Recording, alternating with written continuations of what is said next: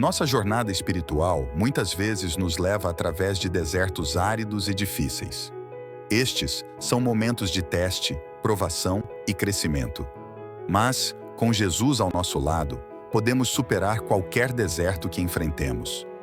Neste estudo bíblico, vamos explorar como enfrentar os desertos da vida e emergir mais fortes do outro lado. Uma das partes mais difíceis da vida cristã é o fato de que se tornar um discípulo de Cristo não nos torna imunes a provações e tribulações da vida. Porque um Deus bom e amoroso permite que passemos por coisas como a morte de uma criança, doenças e ferimentos a nós mesmos e nossos entes queridos, dificuldades financeiras, preocupação e medo. Certamente, se Ele nos amasse, Ele tiraria todas essas coisas de nossas vidas. Afinal, amar não significa que Ele quer que nossas vidas sejam fáceis e confortáveis? Na verdade, não significa. A Bíblia ensina claramente que Deus ama aqueles que são seus filhos e que todas as coisas cooperam para o bem daqueles que amam a Deus. Romanos 8:28. Então, isso deve significar que as provações e tribulações que Ele permite em nossas vidas fazem parte de tudo que coopera para o nosso bem. Portanto, para o crente, todas as provações e tribulações devem ter um propósito divino. Como em todas as coisas, o propósito final de Deus para nós é crescer mais e mais à imagem de seu Filho. Romanos 8:29. Este é o objetivo do cristão, e tudo na vida, incluindo as provações e tribulações, foi concebido para nos permitir alcançar esse objetivo. Ser separado para os propósitos de Deus e equipado para viver para a sua glória faz parte do processo de santificação. A maneira em que tribulações alcançam este objetivo é explicado em 1 Pedro 1:6-7. Nisso exultais, embora no presente, por breve tempo se necessário, sejais contristados por várias provações, para que, uma vez confirmado o valor da vossa fé, muito mais preciosa do que o ouro perecível, mesmo apurado por fogo, redunde em louvor, glória e honra na revelação de Jesus Cristo. A verdadeira fé do crente será confirmada pelas provações que sofremos, para que possamos descansar na certeza de que essa fé é real e vai durar para sempre. As provações desenvolvem em nós um caráter piedoso, e isso nos permite gloriar nas próprias tribulações, sabendo que a tribulação produz perseverança, e a perseverança, experiência, e a experiência, esperança. Ora, a esperança não confunde, porque o amor de Deus é derramado em nosso coração pelo Espírito Santo que nos foi outorgado. Romanos 5:3-5. Jesus Cristo deu o exemplo perfeito. Mas Deus prova o seu próprio amor para conosco pelo fato de ter Cristo morrido por nós, sendo nós ainda pecadores. Romanos 5:8. Estes versículos revelam aspectos do seu propósito divino, tanto para as provações e tribulações de Jesus Cristo quanto as nossas. Perseverar prova a nossa fé. Tudo posso naquele que me fortalece. Filipenses 4:13. No entanto, devemos ter cuidado para não tentar usar desculpas para as nossas provações e tribulações se forem o resultado de nossos erros. Não sofra, porém, nenhum de vós como assassino, ou ladrão, ou malfeitor, ou como quem se intromete em negócios de outrem. 1 Pedro 4:15. Deus perdoa os nossos pecados, porque a punição eterna para eles foi paga pelo sacrifício de Cristo na cruz. No entanto, ainda temos que sofrer as consequências naturais nesta vida por nossos pecados e más escolhas. No entanto, Deus usa até mesmo esses sofrimentos para nos moldar e conformar com os seus propósitos e nosso bem supremo. As provações e tribulações vêm tanto com um propósito quanto uma recompensa. Meus irmãos, tende por motivo de toda alegria o passardes por várias provações, sabendo que a provação da vossa fé, uma vez confirmada, produz perseverança. Ora, a perseverança deve ter ação completa, para que sejais perfeitos e íntegros, em nada deficientes. Bem-aventurado o homem que suporta, com perseverança, a provação, porque depois de ter sido aprovado, receberá a coroa da vida, a qual o Senhor prometeu aos que o amam. Tiago 1:2-4-12. Através de todas as provações e tribulações da vida, temos a vitória. graças a Deus, que nos dá a vitória por intermédio de nosso Senhor Jesus Cristo. Apesar de estarmos em uma batalha espiritual, Satanás não tem autoridade nenhuma sobre o crente em Cristo. Deus nos deu a sua palavra para nos guiar, o seu Espírito Santo para nos capacitar e o privilégio de podermos nos aproximar dele em qualquer lugar, a qualquer momento, para orar sobre qualquer coisa. Ele também nos assegurou que nenhuma tribulação nos testará além da nossa capacidade de suportá-la, e que, juntamente com a tentação, vos proverá livramento, de sorte que a possais suportar. 1 Coríntios 10, 13. Reconhecendo o deserto.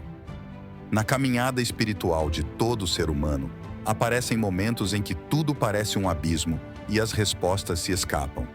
Há uma aridez, uma segurança espiritual, e tudo parece estar perdido. Surgem o desânimo, a vontade de ficar parado, de não mais caminhar. Caminha-se pelo deserto interior. Por essa experiência passaram os grandes santos e místicos da Igreja, e todo aquele que ousa construir seu itinerário atravessará por esse feliz momento.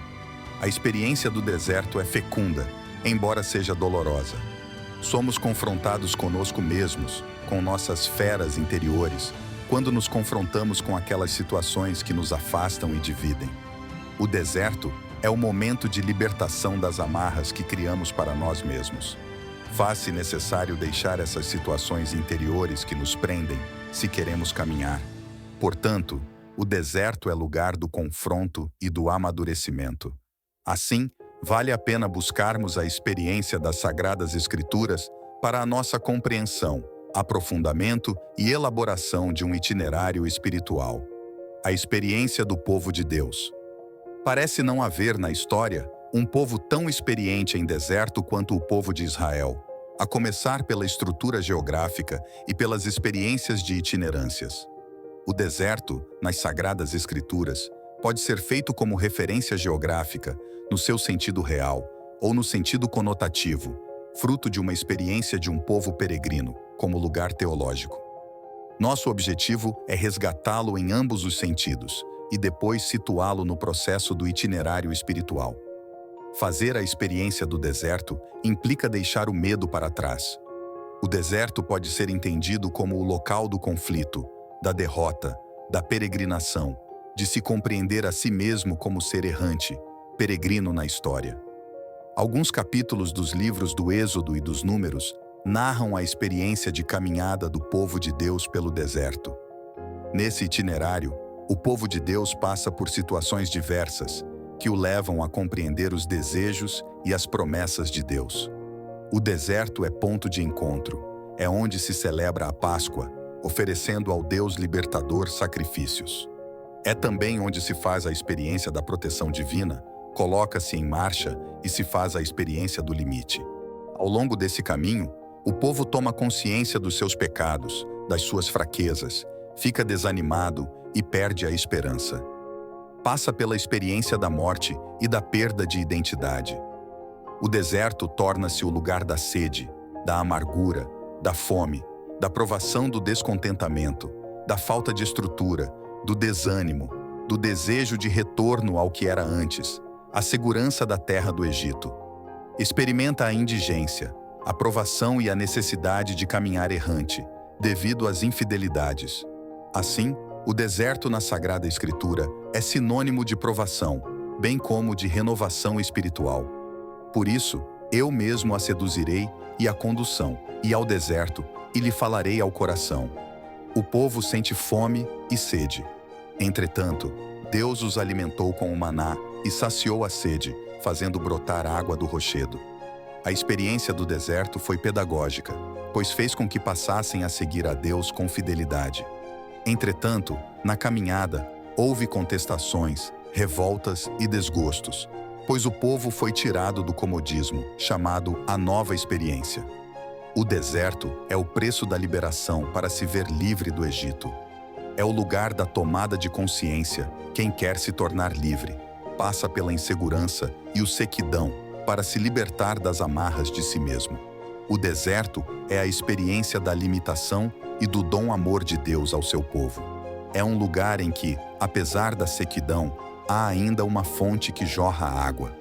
É onde se pode ver a glória de Deus, açúcar sem obstáculos. O Levítico registra que é no deserto que se apresenta a oferenda a Deus e se faz o ritual de expiação.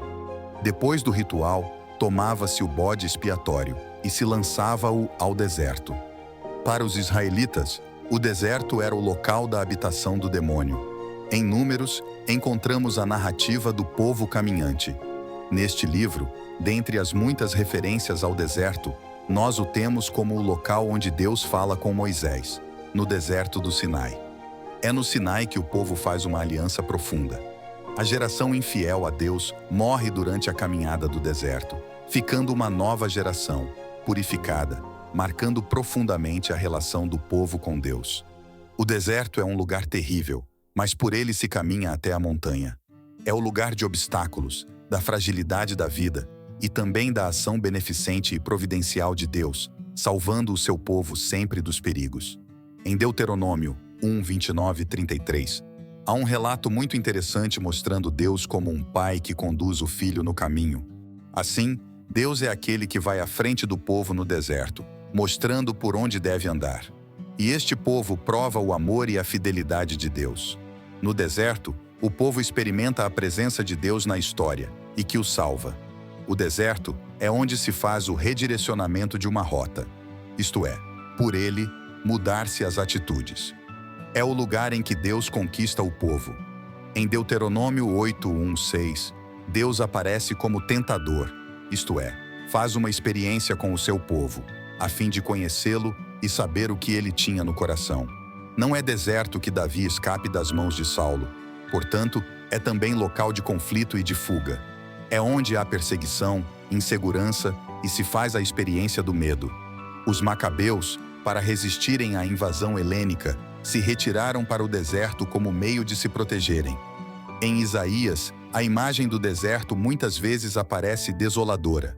Devido ao exílio, o profeta compara Jerusalém a um deserto. Por vezes, traz o sentido da esperança profética isaiânica. Porque no deserto jorrará água e torrentes na estepe, transformarei o deserto em açudes, plantarei no deserto o cedro e a acácia. Nesse sentido, o deserto representa a renovação das esperanças perdidas. Além de todas as imagens que temos sobre o deserto, ele nos é apresentado como lugar da manifestação de Deus. É o Deus caminhante que marcha com o seu povo. É, ao mesmo tempo, lugar da manifestação da graça e também da ruína, da ausência de vida, da solidão desoladora, da fome. Em Oséias, há uma referência muito interessante. O deserto é o lugar da sedução, onde se permite falar ao coração, e é onde Deus conhece o seu povo. Os desertos espirituais podem se manifestar de várias formas: solidão, desânimo, dificuldades financeiras, perdas, entre outras. É importante reconhecer quando estamos atravessando um deserto e não permitir que o medo ou a dúvida nos dominem. Versículo Isaías 43, 19. Eis que estou fazendo uma coisa nova, agora está saindo à luz porventura, não o percebeis? Eis que porei um caminho no deserto e rios, no ermo. Confie em Jesus. A expressão confiar em Jesus possui significado em várias camadas. Em certo sentido, confiar em Jesus significa crer nele para a salvação. João 3,16. Cremos em quem ele é, Deus em forma humana, e depositamos nossa fé nele como Salvador. E cremos no que ele fez, que ele morreu por nossos pecados e ressuscitou dos mortos. Como não podemos salvar a nós mesmos do pecado e da morte, Romanos 3, 10 e 20, confiamos em Jesus para nos salvar, João 11, 25. Não podemos receber a vida eterna e viver para sempre na presença de Deus até que confiemos em Jesus como Salvador e aceitemos o seu perdão, Efésios 1, 7. Após a salvação, confiar em Jesus significa comprometer-se ou dedicar-se inteiramente a Ele. Quando nascemos de novo, nós nos tornamos seguidores de Jesus Cristo. Como seus seguidores, depositamos total confiança nele e em sua palavra. Confiar em Jesus significa crer em tudo o que ele disse e aceitar a sua palavra como verdadeira. Então Jesus disse aos judeus que haviam crido nele: Se vocês permanecerem na minha palavra, são verdadeiramente meus discípulos, conhecerão a verdade, e a verdade os libertará. João 8:31-32.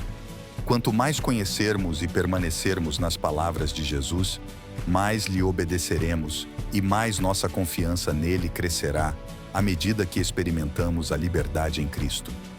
Uma promessa confiável que Jesus nos deu em sua palavra foi de que podemos encontrar descanso nele. Venham a mim todos vocês que estão cansados e sobrecarregados, e eu os aliviarei. Tomem sobre vocês o meu jugo e aprendam de mim, porque sou manso e humilde de coração, e vocês acharão descanso para a sua alma, porque o meu jugo é suave e o meu fardo é leve. Mateus 11:28-30. Um jugo é uma armação de madeira usada para unir os pescoços de dois animais de tração. Juntos, os animais podem puxar com mais eficiência uma carga pesada. No tempo em que Jesus pronunciou essas palavras, os fazendeiros costumavam emparelhar um animal jovem, inexperiente, mas vigoroso, com um animal mais velho, mais fraco, mais temperado. O animal mais jovem aprenderia com o mais experiente, e o mais velho se beneficiaria da força do mais jovem para ajudar a carregar a carga. O descanso, outra maneira de expressar confiança, é um estado de dependência em Jesus em busca de força e aprendizado dele. Ele compartilha a carga enquanto viajamos juntos. Quando estamos cansados e sobrecarregados, podemos ir ao lado de Jesus e encontrar descanso para nossas almas. Dessa forma, confiamos em Jesus ao dependermos dele para tudo em nossas vidas, especialmente quando estamos cansados e sobrecarregados. Jesus é o descanso sabático do crente. Hebreus 4:1-11. Jesus entende nossas fraquezas e sabe que teremos dificuldade para confiar nele. É por isso que as Escrituras dizem: não fiquem preocupados com coisa alguma, mas em tudo sejam conhecidos diante de Deus os pedidos de vocês, pela oração e pela súplica, com ações de graças. E a paz de Deus, que excede todo entendimento, guardará o coração e a mente de vocês em Cristo Jesus. Filipenses 4:6-7. Quando levamos nossos corações ansiosos a Deus em oração, Ele nos oferece a paz. A presença dele é de paz. A passagem não diz que Ele sempre nos dará o que estamos pedindo, mas promete paz para guardar nossos corações e mentes. Confiar em Jesus significa nos aproximar dele e crer que seus planos para nossas vidas e nosso futuro são bons e confiáveis. Não precisamos nos preocupar com o amanhã. Quando confiamos em Jesus, Ele derrama sua paz sobre nós. Nossa confiança em Jesus cresce através da experiência, segundo Coríntios 1:10, quando vemos Deus trabalhando todas as coisas em nossas vidas, tanto as boas quanto as ruins, para o seu propósito, Romanos 8:28. Jesus quer que vivamos pela fé nele, segundo Coríntios 5:7, Gálatas 2:20, para que a vida cristã se torne um campo de testes e treinamento em confiança. Meus irmãos, tenham por motivo de grande alegria o fato de passarem por várias provações, sabendo que a provação da fé que vocês têm produz perseverança.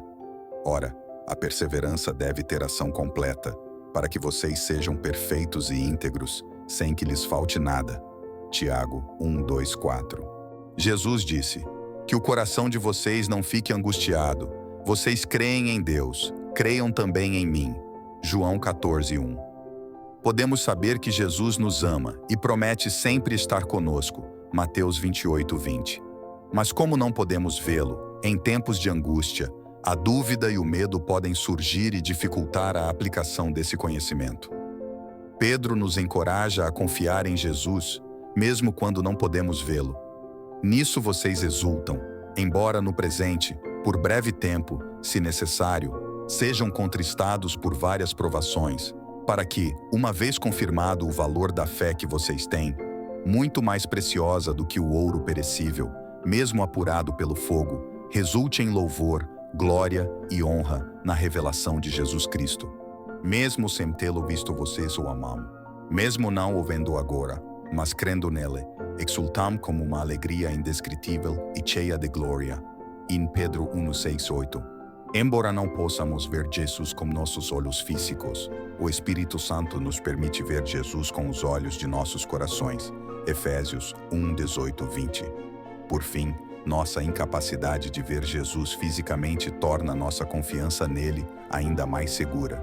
Por isso Jesus disse: "Bem-aventurados são os que não viram e creram."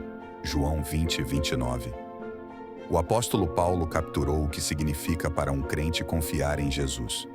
Porque a nossa leve e momentânea tribulação produz para nós um eterno peso de glória, acima de toda comparação, na medida em que não olhamos para as coisas que se veem, mas para as que não se veem. Porque as coisas que se veem são temporais, mas as que não se veem são eternas. 1 Coríntios 4, 17 e 18. Jesus está nos ensinando a confiarmos nele em todas as coisas, em todo o tempo, com todo o coração.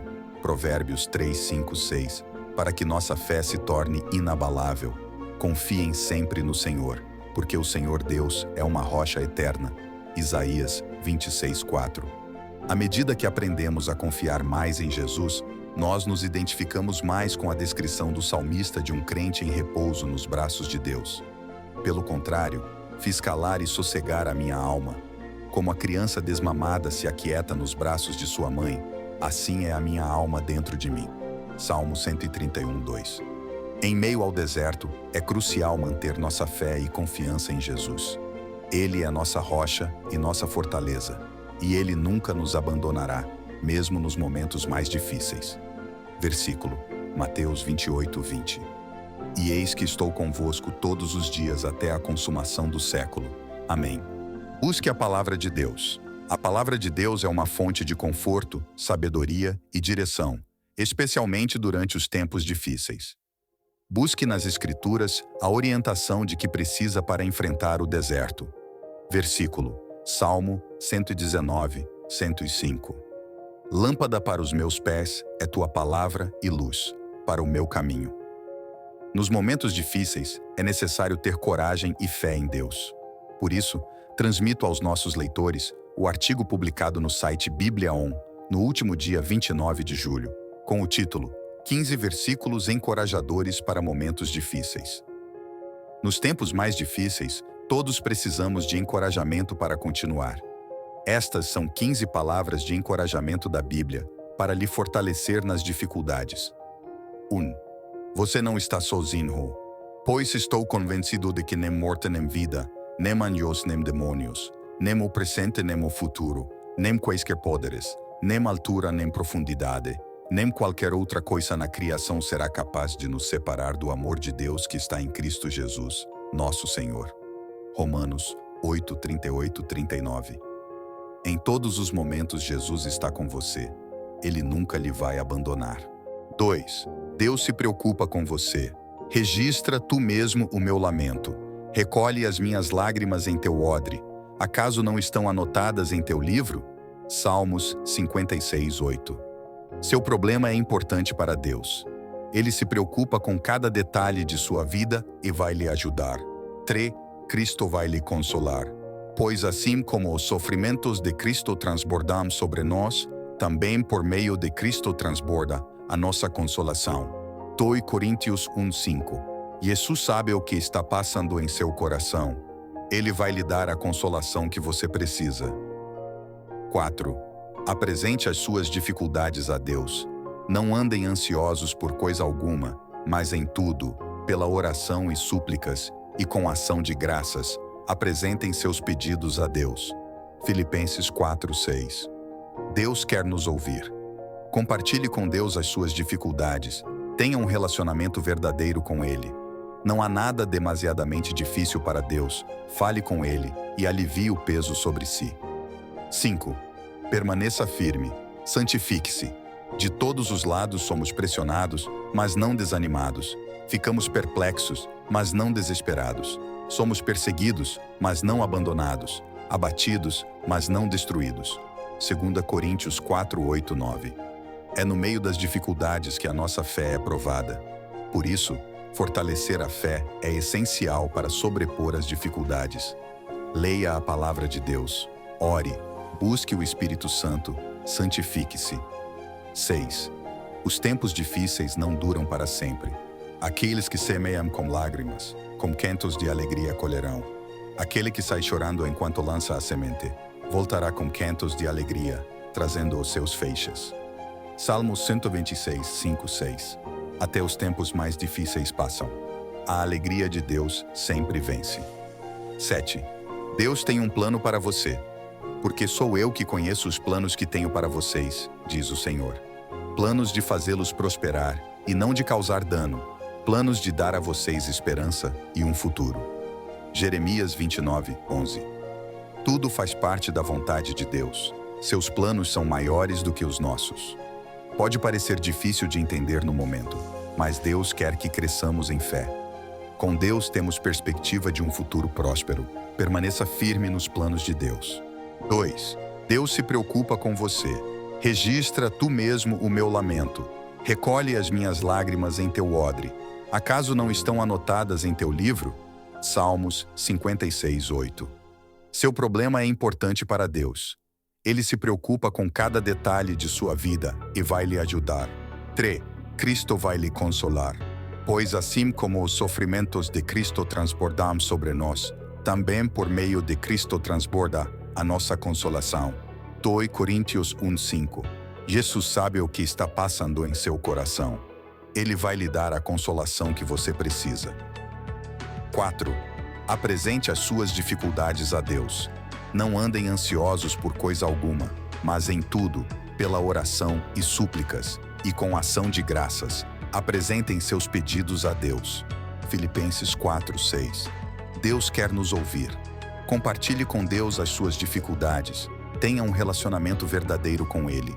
Não há nada demasiadamente difícil para Deus. Fale com Ele e alivie o peso sobre si.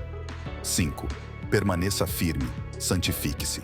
De todos os lados somos pressionados, mas não desanimados. Ficamos perplexos, mas não desesperados. Somos perseguidos, mas não abandonados. Abatidos, mas não destruídos.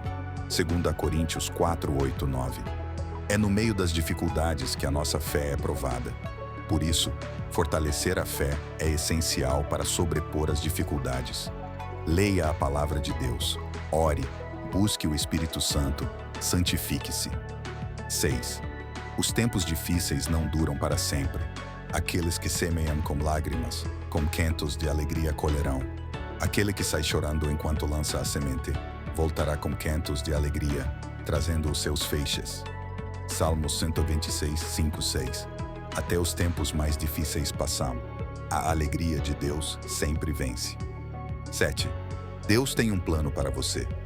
Porque sou eu que conheço os planos que tenho para vocês, diz o Senhor. Planos de fazê-los prosperar e não de causar dano.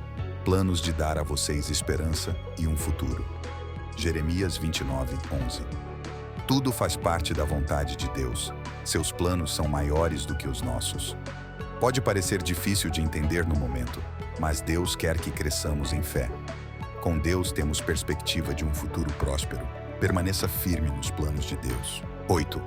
Deus sempre cumpre suas promessas. Este é o meu consolo no meu sofrimento. A tua promessa dá-me vida. Salmos 119, 50. Quem confia nas promessas de Deus tem sempre uma esperança, porque suas promessas não falham. 9. Deus está no controle. Sabemos que Deus age em todas as coisas para o bem daqueles que o amam, dos que foram chamados de acordo com o seu propósito. Romanos 8, 28. Você pode não entender a razão de seu sofrimento, mas Deus está cuidando de você. 10. Jesus é sua força. Por isso, por amor de Cristo, regozijo-me nas fraquezas, nos insultos, nas necessidades, nas perseguições, nas angústias. Pois quando sou fraco, é que sou forte. 2 Coríntios 12, 10. É nos momentos mais difíceis que você descobre sua verdadeira força, Jesus. Quando você não consegue caminhar mais, Jesus lhe leva e milagres acontecem. 11. Não tenha medo, não desanime. O próprio Senhor irá à sua frente e estará com você. Ele nunca o deixará, nunca o abandonará. Não tenha medo, não desanime. Deuteronômio 31, 8. A dificuldade pode parecer grande, mas nosso Deus é maior. Deus sempre esteve à frente do seu povo e nunca abandonou seus filhos. Não há vitória sem luta, grandes desafios, grandes vitórias. Deus é contigo e isto fará a diferença. 12. Seja forte e corajoso. Não fui eu que ordenei a você? Seja forte e corajoso. Não se apavore nem desanime, pois o Senhor, o seu Deus, estará com você por onde você andar. Josué 1:9. Deus está conosco. Não há motivo para retrocedermos. Sigamos em frente, com fé e perseverança. Seja forte e corajoso. Lembre-se que o Senhor dos Exércitos sempre estará ao seu lado. 13. Deus não deixa a obra incompleta. Estou convencido de que aquele que começou boa obra em vocês vai completá-la até o dia de Cristo Jesus. Filipenses 1:6. Deus não deixa nada incompleto. Sua obra é perfeita e eficaz. Permaneça firme nas promessas do Senhor. Aquele que começou a boa obra em sua vida vai completá-la. 14. Ele venceu por você. Eu disse essas coisas para que em mim vocês tenham paz. Neste mundo vocês terão aflições. Contudo, tenham ânimo. Eu venci o mundo. Sim, ele venceu por você. Cristo sofreu, passou por humilhação, dor, mas ele venceu. Você é mais do que vencedor em Cristo Jesus. Tenha bom ânimo, a tempestade vai passar. Creia. 15. Tudo posso naquele que me fortalece. Tudo posso naquele que me fortalece. Filipenses 4:13. Em Cristo temos força para superar as dificuldades e conquistarmos grandes coisas para a honra e glória do nome do Senhor. Toda força vem do dele. Siga em frente, pois a vitória já foi conquistada por aquele que te fortaleceu. Aí estão os 15 versículos encorajadores para momentos difíceis, por meio dos quais sentimos a coragem e a fé necessárias para as soluções. 4. Persevere na oração. Jesus ensinou que a oração é um meio de comunicação direta com Deus, nosso Pai Celestial. Ele nos incentivou a nos aproximarmos dele com confiança e a compartilhar com ele nossos anseios, preocupações e gratidão. Mateus 6:9, João 16:23-24. A oração nos permite estabelecer um relacionamento íntimo com Deus, onde podemos expressar nossos sentimentos mais profundos e receber sua orientação, conforto e sabedoria. Jesus enfatizou a importância da fé na oração. Ele nos incentivou a orar com fé e confiança, acreditando que Deus ouve e responde às nossas petições. Mateus 21:22, Marcos 11:24. A oração é uma expressão de nossa dependência de Deus, reconhecendo que Ele é o provedor de todas as coisas. Ao orarmos, colocamos nossa confiança em Deus e reconhecemos que somos incapazes de resolver nossos problemas e necessidades por conta própria. Jesus nos ensinou que a oração é um ato de adoração e submissão a Deus. Ao orarmos, reconhecemos a grandeza, a santidade e a soberania de Deus. Ele nos ensinou a buscar a vontade de Deus em nossas orações e a render nossa vontade à vontade dele. Mateus 6:10, Lucas 22:42. A oração não é apenas um meio de pedir coisas a Deus, mas também de nos alinhar com os propósitos e planos dele para nossas vidas. É uma forma de expressar nossa devoção a ele e de submeter nossos desejos e anseios ao seu governo. A oração é nossa comunicação direta com Jesus. Quando enfrentamos o deserto, é essencial perseverar na oração, buscando força, orientação e consolo no Senhor. Versículo, Filipenses 4:6-7. Não andeis ansiosos por coisa alguma. Antes, as vossas petições sejam em tudo conhecidas diante de Deus, pela oração e súplicas, com ação de graças. E a paz de Deus, que excede todo o entendimento, guardará os vossos corações e as vossas mentes em Cristo Jesus. Os desertos espirituais não são apenas períodos de provação, mas também oportunidades de aprendizado e crescimento. Confie que Jesus está usando esses momentos para moldar você, a sua imagem e capacitá-lo para o futuro. Versículo, Romanos 5:3-5. E não somente isto, mas também nos gloriamos nas próprias tribulações, sabendo que a tribulação produz perseverança, e a perseverança, experiência, e a experiência, Esperança. Ora, a esperança não confunde, porque o amor de Deus é derramado em nosso coração pelo Espírito Santo, que nos foi outorgado. Conclusão. Deus procura pessoas que verdadeiramente se tornem líderes. Ele deseja que sejamos fortes. A vida cristã não é uma coisa de momento, é uma caminhada com uma visão mais ampla. Precisamos entender que nossas grandes vitórias não são as visíveis, mas as espirituais. A nossa maior vitória é a da salvação na cruz do Calvário. Jesus disse que na vida teríamos lutas, problemas, tempestades, mas a pessoa que passa pelos problemas firme na rocha que é Cristo, vence. Para você se tornar um líder, precisa passar por provas e reagir positivamente diante dos problemas. Há pessoas que estão colocando a fé em pessoas e, por isso, se decepcionam cada vez mais. Olhe para Jesus, faça as coisas por causa dele, coloque seus olhos nele, ande firme olhando para ele. Leve-o a sério, amadureça. Saiba que enquanto a bênção não chegar, você está sendo provado. O deserto é para forjar o seu caráter. O povo de Israel morreu no deserto porque diante das adversidades só sabia murmurar. Depois falou o Senhor a Moisés e a Arno dizendo: Até quando sofrerei esta má congregação que murmura contra mim? Tenho ouvido as murmurações dos filhos de Israel, com que murmuram contra mim. Diz-lhes: Vivo eu, diz o Senhor, que como falastes aos meus ouvidos, assim farei a vós outros. Neste deserto cairão os vossos cadáveres, como também todos os que de vós foram contados, segundo toda a vossa conta, de 20 anos para cima, os que dentre vós contra mim murmurastes. Que Deus tenha misericórdia de nós. Não retroceda. O deserto na vida do cristão não deve ser sinônimo de morte, mas de aprendizado. O deserto não é para matar você, mas para treiná-lo. Enfrentar o deserto não é fácil, mas com Jesus ao nosso lado, podemos ter confiança de que sairemos mais fortes do que nunca. Que possamos lembrar que, assim como Jesus enfrentou o deserto, Ele está conosco em nossas próprias jornadas. Que possamos confiar nele, buscar Sua palavra, perseverar na oração e crescer através das experiências do deserto. Que nosso amor e confiança em Jesus brilhem através de nós, mesmo nos momentos mais sombrios. Amém.